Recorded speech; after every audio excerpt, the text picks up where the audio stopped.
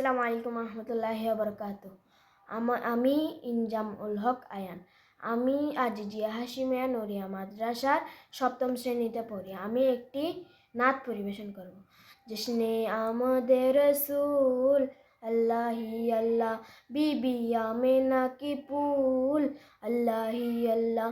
जबकि सरकार तशरीफ लाने लगे, हुरू गिल्मा भी खुशियाँ मनाने लगे।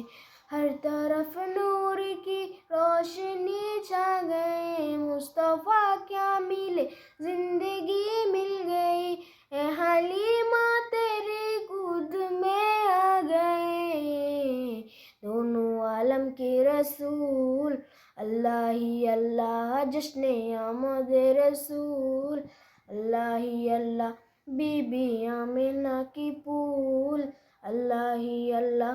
चेहराए मुस्तफ़ा जब दिखाया गया, चुप गई तारे और चाँद शर्मा गया।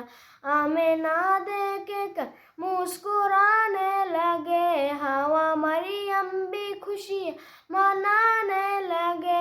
आमिना बीबी सबसे ये कहने लगे, दोनों दुआ हो गई कबूल अल्लाह ही अल्लाह।